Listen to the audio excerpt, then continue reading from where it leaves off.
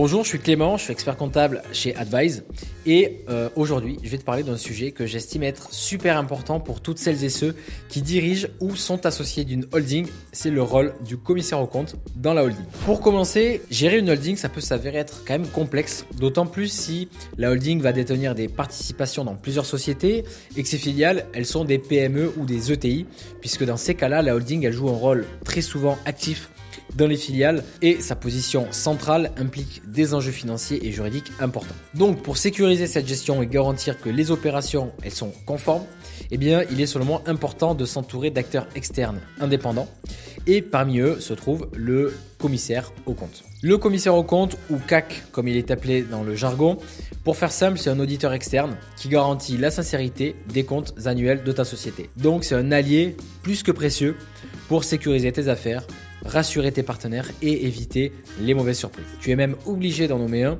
dès lors que l'ensemble formé par la holding et ses filiales dépasse 2 des 3 seuils suivants: un chiffre d'affaires annuel de 10 millions d'euros, un total bilan de 5 millions d'euros et 50 salariés. Et tes filiales, elles devront également nommer un CAC si elles dépassent 2 des 3 seuils suivants: un chiffre d'affaires annuel de 4 millions d'euros, un total bilan de 2,5 millions d'euros et 25 salariés.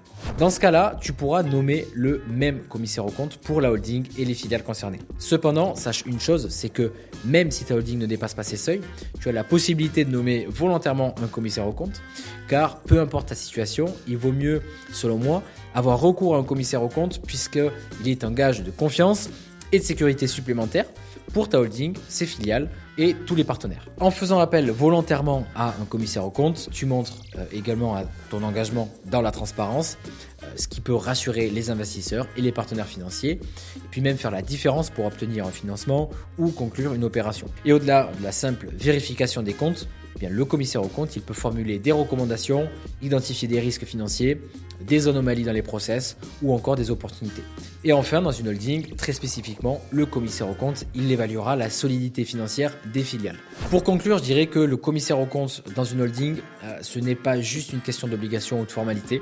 C'est un partenaire stratégique pour renforcer les processus de contrôle interne, pour assurer les partenaires, assurer une fiabilité des comptes qui permet la croissance et le développement du groupe en entier. Le cabinet des entrepreneurs, qui est membre du réseau Advise, dans lequel je fais partie, est inscrit à la haute autorité de l'audit, peut possiblement répondre à ton besoin de certification des comptes. Tu peux prendre rendez-vous tout simplement avec nous en cliquant sur le lien dans la description de la vidéo ou bien via notre site internet.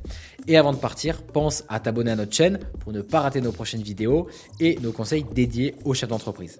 Je te dis à très bientôt pour une nouvelle vidéo avec Advise.